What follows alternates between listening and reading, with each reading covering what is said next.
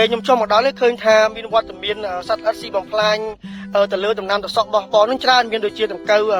សញ្ញាស្លឹកដង្កូវមូលស្លឹកក៏ដូចជាសត្វល្អិតដែលវាស៊ីបំផ្លាញត្រួយរបស់ដំណាំរបស់បងណាបង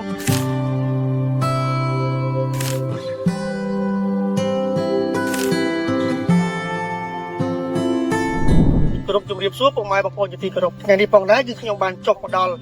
ស្រុកឆ្ពងខេត្តកំពង់ស្ពឺដែលមកដល់ចំការត្រសក់របស់បងប្រុសដែលជាកសិករបាទអញ្ចឹងកុំឲ្យខាតពេលយូរសូមនាំអារម្មណ៍ពុកម៉ែបងប្អូនទៅជួបនឹងម្ចាស់ចំការផ្ទាល់ទាំងអស់គ្នាបាទសូមជម្រាបសួរបងបាទជំរាបសួរបាទបងមានឈ្មោះអីដែរបងខំទូចបងខ្លាំងស្រុកពងខេត្តកំពង់ស្ពឺគុំលងរឿង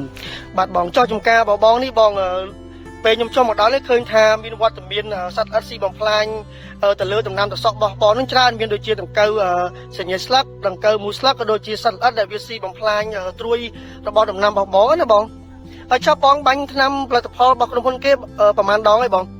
ទេបាញ់មកបាញ់ទេទៅហើយ2ថ្ងៃម្ដង3ថ្ងៃម្ដងឡើងចង់ខូចត្រសក់អស់ហើយតែចុះលទ្ធផលដែលទទួលបានមកវិញយ៉ាងណាដែរបងចំពោះត្មងហ្នឹងណាបាទអញ្ចឹងថ្ងៃនេះគឺខ្ញុំណែនាំជីថ្នាំរបស់ក្រុមហ៊ុនដាច់ចម្រៃខៀវ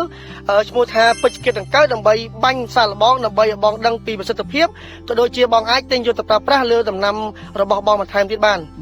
បាទតោះបងអញ្ចឹងយើងចាប់ដើមទៅធ្វើការបាញ់សាកល្បងទាំងអស់គ្នាបាទ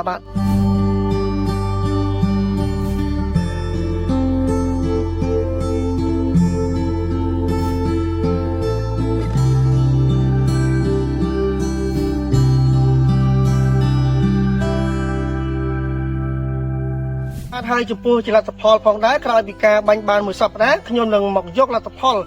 ដើម្បីបង្ហាញពីគុណភាពនិងប្រសិទ្ធភាពចែកជូនពុកម៉ែបងប្អូនបាទដើម្បីឲ្យដឹងពី